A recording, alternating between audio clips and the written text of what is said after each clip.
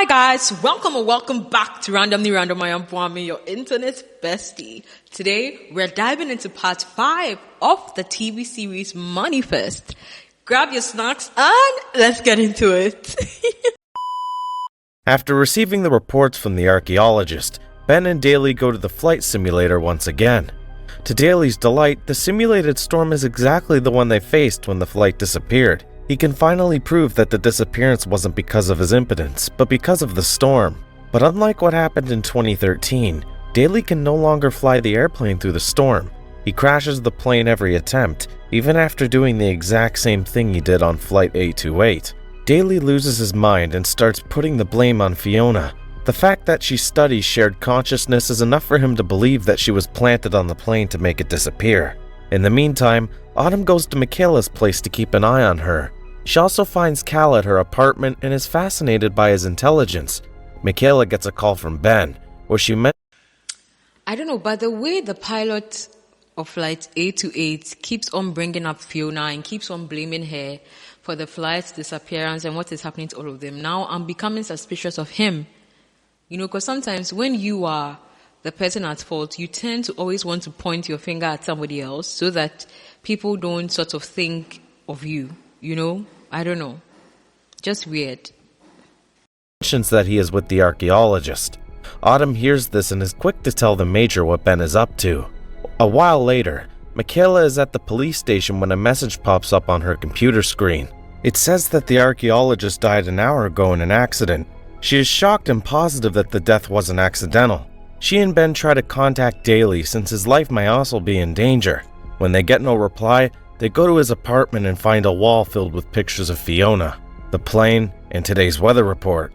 Upon further research, they figure out a dark storm-like thing has appeared off the coast, and Daly is planning to fly an airplane into it to prove the disappearance wasn't his fault. It is an idiotic step that is bound to get him killed. Michaela and Ben immediately... I literally just said that in my head. How stupid can you be? You went through the storm and you disappeared for 5 years, according to society, and you want to go through this again. I get it. I get that people blaming him is weighing down on him and all of that, but this is really a silly move. Very, very silly. You're not sure if you're going to survive this time, man. And with how quickly the archaeologist died, I have a feeling they will now begin to suspect that they have an enemy in their camp, if they've already not been suspecting it, because Autumn, we all know Autumn is the spy. She had them and told whoever she reports to, her boss, the major or whatever, and the archaeologist is now dead. Why is he dead? Obviously, the major murdered him or something, you know? Let's see what happens. And, you know, in part 4, Vance died. I was thinking about it and I have a feeling that maybe Vance is faking his death to investigate stuff undercover, probably. I don't know how, because where he was exploded, but I have a feeling that he's faking his death. I don't think that, because the way he died was too abrupt, you know? It was just too abrupt, and he seemed like the only police person they could trust, like the only high-ranking police officer they could trust. That's Michaela and Ben could trust. So yeah, let's see what happens. They go to the aviation simulator and discover that Daly has already stolen a plane. Not only that, but he has abducted Fiona, thinking that she will activate some magical spell that will make them travel through time yet again. They take off before Daly can be stopped. When they are in the center of the storm, a bright light flashes onto them. As a security measure, their airplane is shot down by the Air National Guard. However, it is reported that no bits of the plane are found afterward. When Michaela isn't home, Autumn breaks in and takes pictures of a file that Michaela uses to store all data about 828 and the passengers. Autumn also finds something shocking in Cal's sketchbook and tears a page out of it. Because of her, the Major finds out the holy grail she is looking for is Cal, since he is the most affected by the callings. No. While talking to Ben, Michaela remembers that Autumn was here when she talked about the archaeologist. Realizing that she is the mole among them, Michaela arrests her. At home, Grace goes into Cal's room and finds him missing. He has snuck out of the house through the window. In the next 10 minutes, the house is surrounded by police. looking for a clue to where he might have Where's gone. he? Ben doesn't trust them since any of them could be working with the mayor. He knows that they must find Cal on their own, and for that, he should tell Grace about the callings. On discovering that everything Ben did was to protect Cal, she feels awful for how she treated him. Ben looks through Cal's sketches where he left a map for them. Most of them are sketches of forests and hills, but one page in particular catches Grace's attention. She recognizes it as the town of Tannersville. Another sketch shows Cal alone inside a cabin and an adult walking in.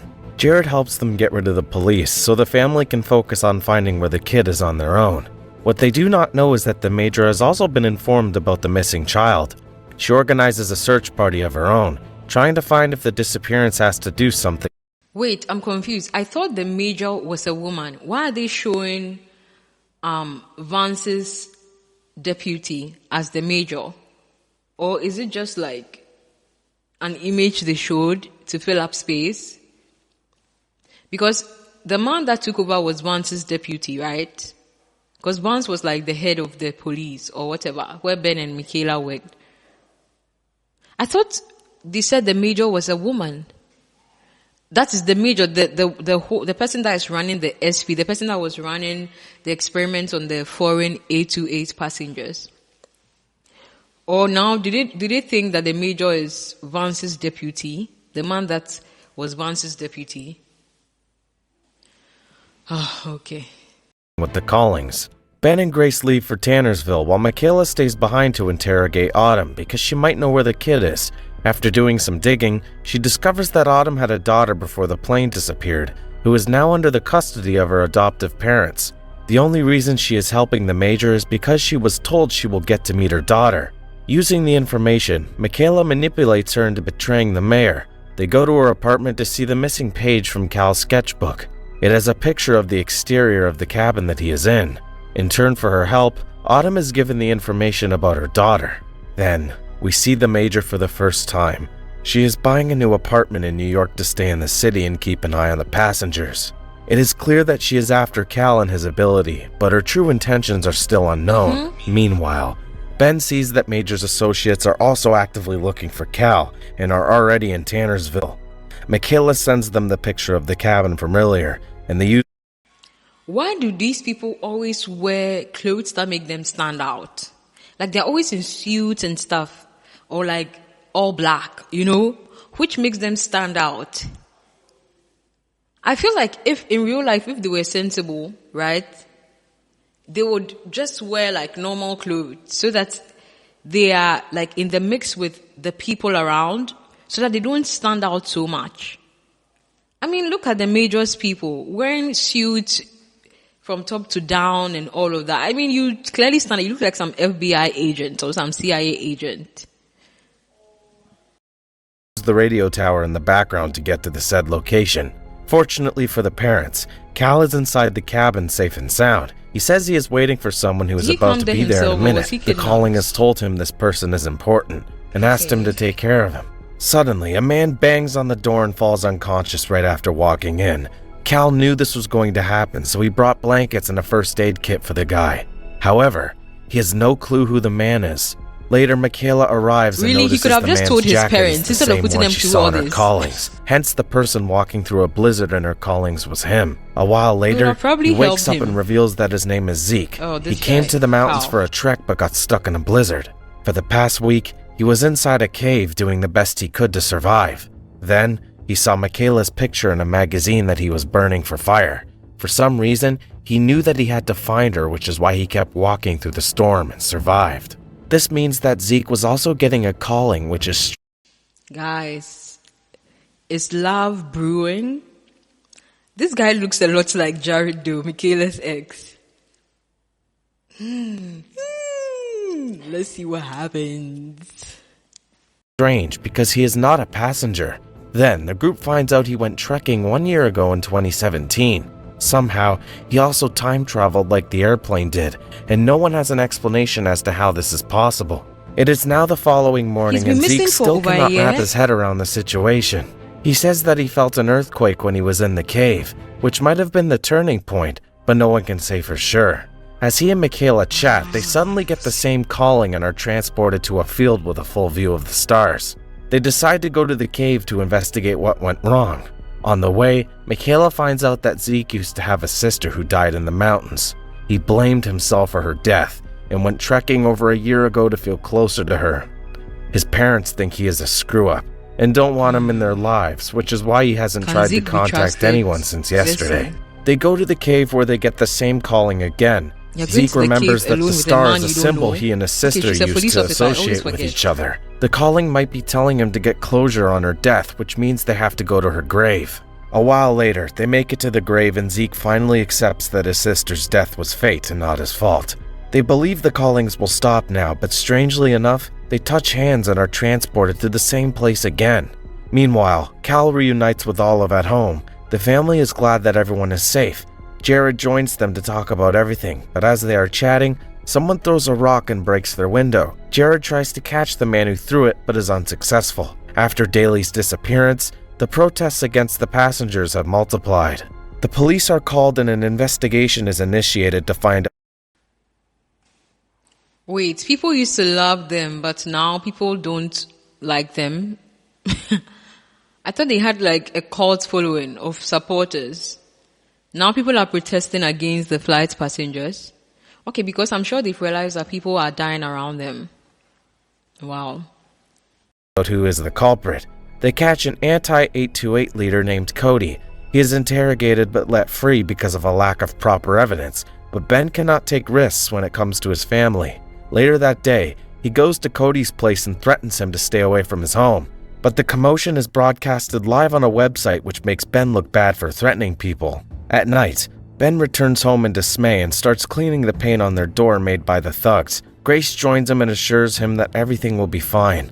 Ben also moves back into the house to make sure he is with the family at all times. Michaela and Zeke are about to return home when they notice a drawing on a rock. It is two people holding hands, just like how they are right now. Michaela brings him to her apartment and lets him crash for the night. Even though Zeke doesn't want to impose, he has no other place to stay.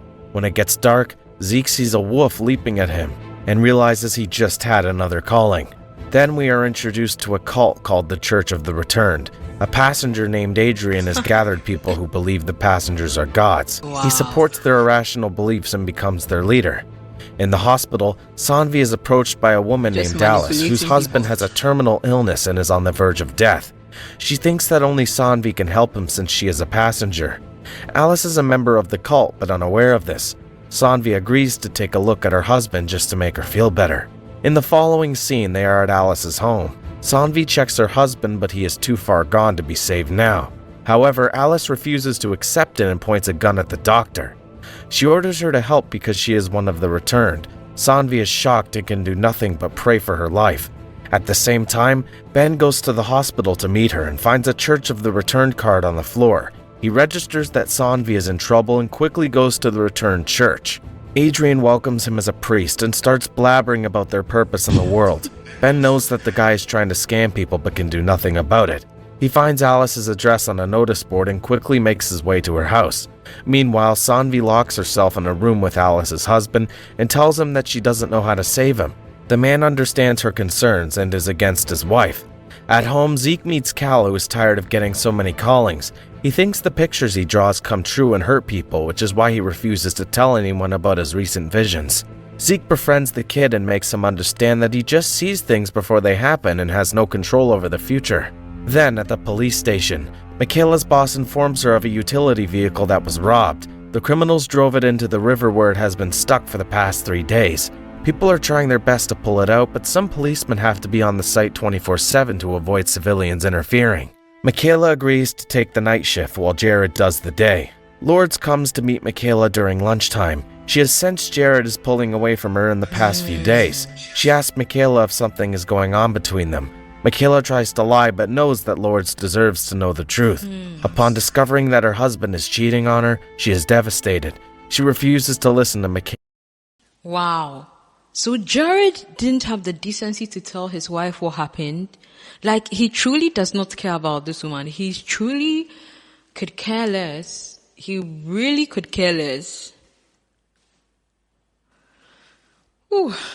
And storms away. Sanvi is trapped in Alice's home with a gun pointed at her. Alice is losing her patience with every second. Her husband tries to calm her down, but she doesn't listen to anyone. Outside, Michaela and Ben arrive in front of the house and see Sanvi through the window. Ben pretends to be a cult member and tricks Alice into letting him in. Behind him, Michaela also joins them and finally holds Alice down. She is arrested, but Sanvi is traumatized after the incident. After that, Ben goes to Adrian to ask him to stop the Church of the Returned. Adrian instead retaliates that the passengers are the answer to all problems in the world. He knows that he doesn't actually believe it, but since his followers do, it is more than enough. Ben also figures out that he is a con artist but can do nothing to stop him. At night, Michaela goes to Jared's home and finds out that Lourdes has left him. He feels bad for her but believes that it was meant to happen. This is the only way he and Michaela can be together without any more. It's weird because we can clearly see that Michaela has started falling for Zeke. So basically, Jared lost his family for nothing, because remember that Lourdes and him were trying to have a baby, or maybe she's pregnant, who knows? Just a shameful man. I get that Michaela was the love of your life, and you thought she was dead for 5 years, and then she reappeared. That doesn't give you the right to go cheat on your wife, who was Michaela's best friend. Go cheat on your wife, and then hide it from her, and then be happy that she's left you. Because clearly Michaela does not want you anymore. I get that you guys cheated, but now there's a new man in the picture. I don't think he has even met Zeke yet. He's really going to feel threatened because... lies. Michaela says that she loves him as much as he does, but Lourdes is her best friend. Since she just walked out, they cannot go behind her back and start dating instantly. At home, Cal draws another calling. This time it is a picture of a wolf leaping at Michaela. Meanwhile, Michaela is witnessing a vehicle being pulled out of the river after about 80 hours of being stuck underwater.